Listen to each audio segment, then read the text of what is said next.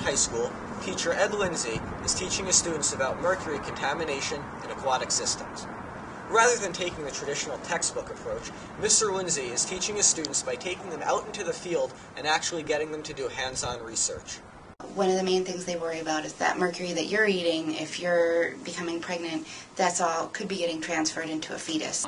National Highway Transportation Safety Administration did a study a couple of years ago and found about 80% of the people that are involved in accidents were distracted by something other than driving 3 seconds before the accident happened.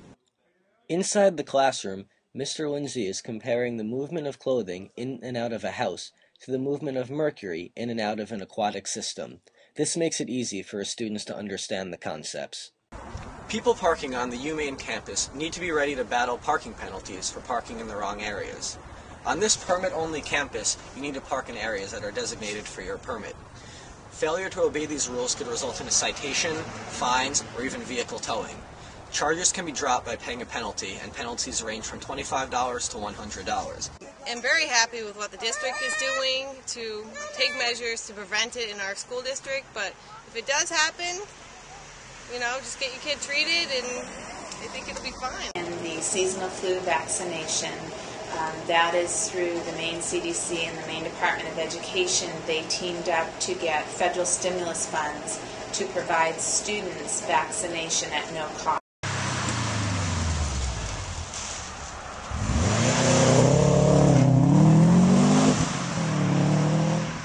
Some studies that have shown that kids that have relatively high levels of mercury actually have lower IQs.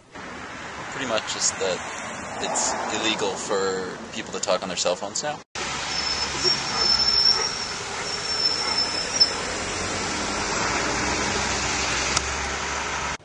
Mr. Lindsay ensures that his students understand the mathematical concepts behind the numbers and units which they work with.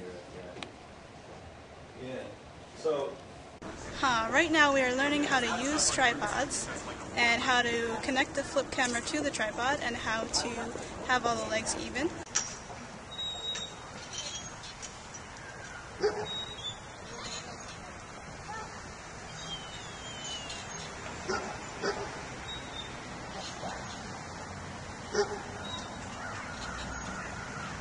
Specifically, it's to remediate deposits of coal tar which were deposited on the river bottom in the vicinity of Dunnet's Cove over about a 100-year period.